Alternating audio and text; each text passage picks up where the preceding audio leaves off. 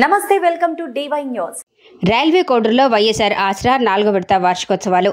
అన్నమయ్య జిల్లా రైల్వే కోడూరు పట్టణ కేంద్రనందు వైఎస్ఆర్ ఆసరా 4వ విడత వార్షికోత్సవంలో భాగంగా పాల్గొన్న ఎంపీ మిథున్ రెడ్డి, కొరుముట్ల శ్రీనివాసులు మహిళలు వారికి స్వాగతం పలుకుతూ పూలవర్షం కురిపించారు. వారిని స్వాగతం పలికారు.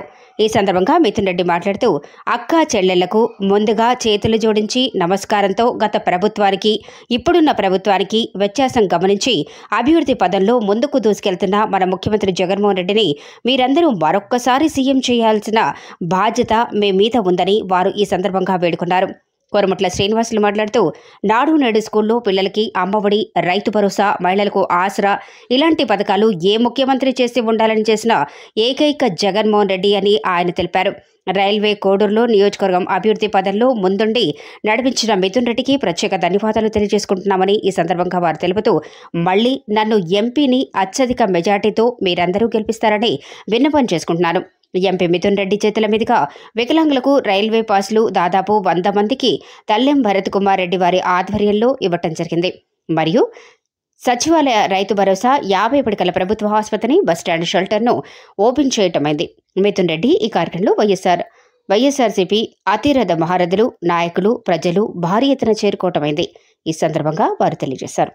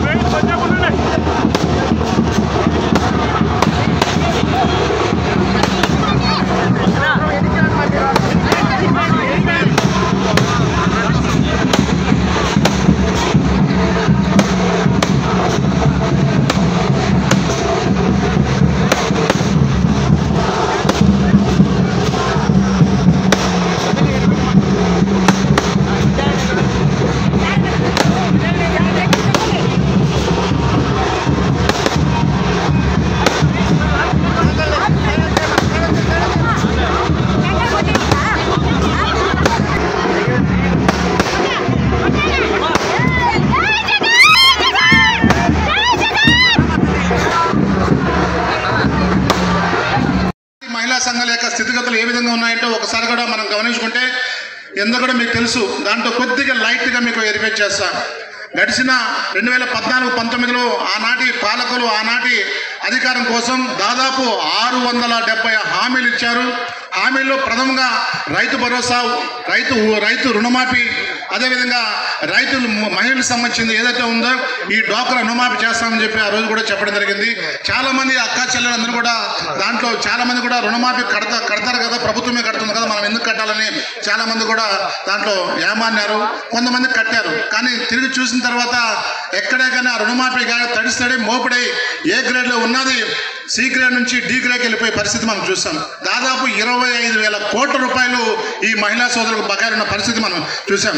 కానీ ఏదైతే జగన్మోహన్ రెడ్డి గారు తన సుదీర్ఘమైన పాదయాత్రతో అనేకమైన చూశాడు. ముఖ్యంగా మహిళలను చూశాడు, యువతను చూశాడు, రైతులను చూశాడు, అక్క చెల్లెలను చూశాడు, చదువుకునే విద్యార్థులను చూశాడు.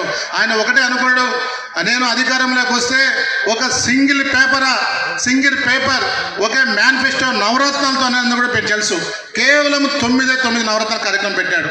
9 నవరత్నాలు వేస్తే దానికి కోడించడం ఇస్తానని చెప్పిన ఘనత జగన్మోహన్ రెడ్డి గారిది అని చెప్పేసిన ఘనత ఈరోజు మనకు తెలుసు.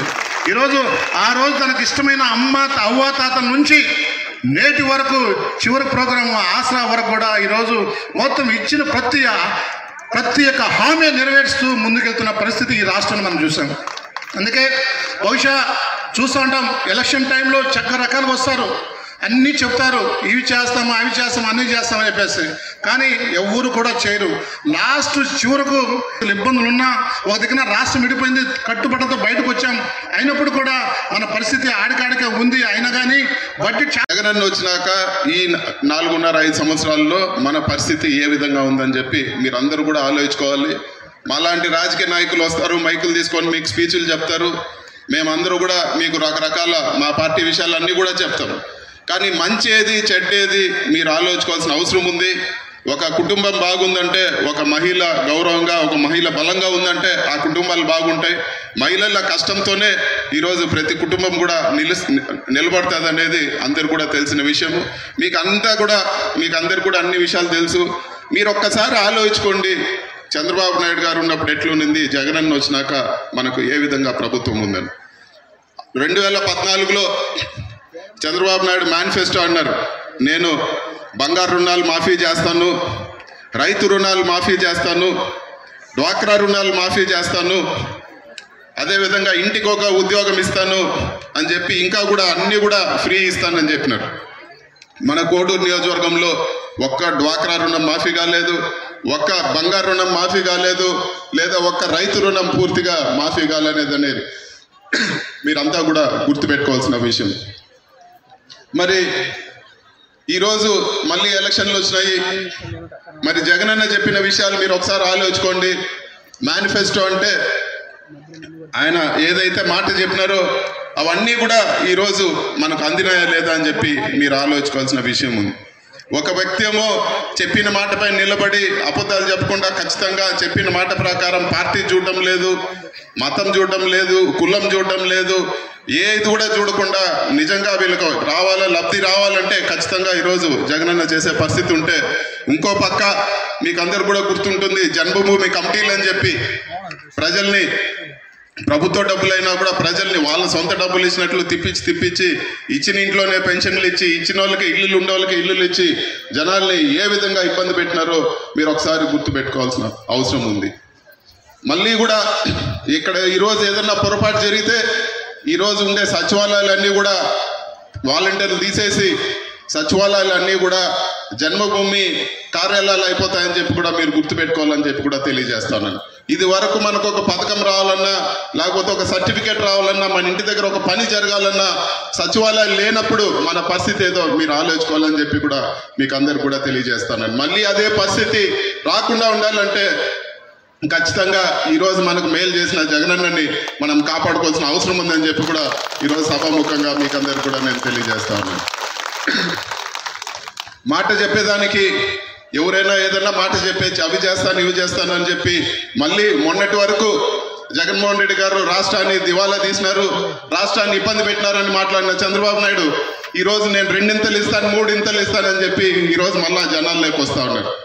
మీరు ఒకటి ఆలోచించుకోండి, 14లో ఒకసారి మోసపోయినాము, మళ్ళీ ఇంకొకసారి మోసపోతే మనకు పేద ప్రజల తరఫున జగనన్న నిలబడినట్లు ఎవరు కూడా నిలబడరని చెప్పేది మీరు గుర్తుపెట్టుకోవాలని చెప్పి కూడా నేను కోరుతా ఉన్నాను. ఒక మంచి మనసు ఉండాల, ప్రజలకు చేయాలంటే ఒక మంచి మనసు ఉండాల. మీరందరూ కూడా నేను చెప్పే విషయం ఆలోచించండి. చిన్న బిడ్డలకు ఓట్లు ఉంటాయా? ఏ చిన్న బిడ్డకు కూడా ఓటు ఉండదు. వికలాంగులకి గౌరవ పార్లమెంటు సభ్యులు, శాసనసభ్యులు వాళ్ళకి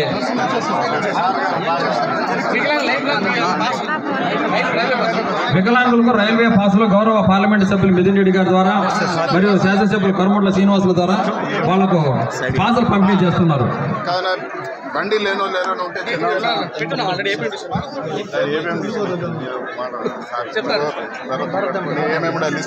రైల్వే పాసులు వికలాంగులకు